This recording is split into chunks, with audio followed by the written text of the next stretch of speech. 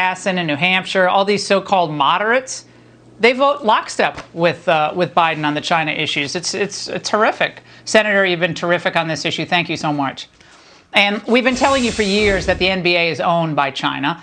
Tonight we have exclusive new audio exposing how the league was cowing to China by censoring fans and defending the acts of a dictatorship.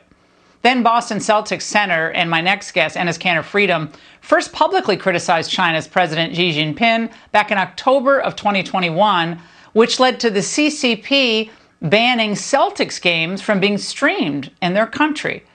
Kanter approached NBA Commissioner Adam Silver about it days later.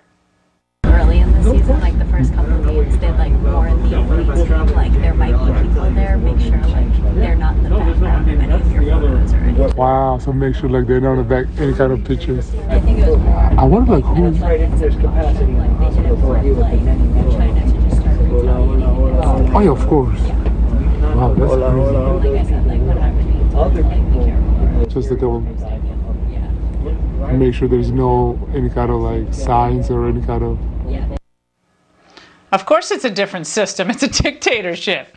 So no matter how much money you make off them, you shouldn't be defending them. Censoring any sort of speech, and frankly, we shouldn't be playing games over there. Months later, in December of 2021, a Celtics official told Kanter that the league was advising teams to make sure that pro-Hong Kong signs or anti-China signs were not seen in any photos or on cam, because they were worried about what China would do. My manager texted me and said, you know, the games in China, the Celtics games in China are banned for, I guess, whole season or as long as I'm with the Celtics. And like, what do you think about that? What do you? I don't know that to be true. You know, it's people say all those things. The U.S. State Department came out and said something about it. And I checked with so many of my friends, and it is true. They actually banned all the Celtics games and stuff. Well, but I would only say, you know, I mean, it's not a secret. It's a very different system in China, and there is a different sensibility there. Different system, different sensibility. Joining me now is Enes Kanter. Enes, can you tell us more about the kinds of signs that the league didn't want seen when China was going to stream these games? Of course, first of all, thank you for having me. You know, first of all, you know, the world needs to understand that everything the NBA does is either for money or a publicity stunt. And it's been like that for years, so I'm not really surprised. And they could care less about the players, about the coaching staff, and the fans, as long as the league image is profitable, you know? And finally, they are really mad because someone finally, from the inside, that which played 11 years in this league, right? Are going out there and exposing them one by one, and because that is unacceptable, it just what unacceptable is how they can, you know, bow down the biggest dictatorship out there in the world, you know. So that is hurt my heart. So I was like, you know what, enough is enough. Someone has to call out this hypocrisy, and I did it. Now, Enes, we reached out to the NBA for a comment.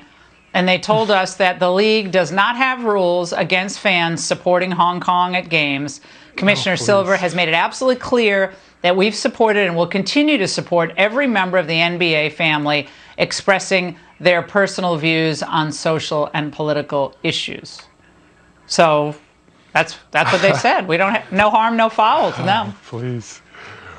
I mean, they're just embarrassing themselves. I mean, at this point, the whole world knows that, you know, they are bowing down to China, and it is unacceptable. I just cannot believe that they are still can just lie to American people, you know.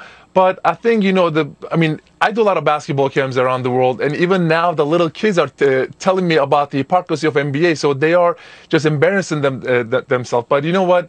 Enough is enough, and I am just hoping that more players will come and join me, so it's going to become a movement, and I know that one day they will.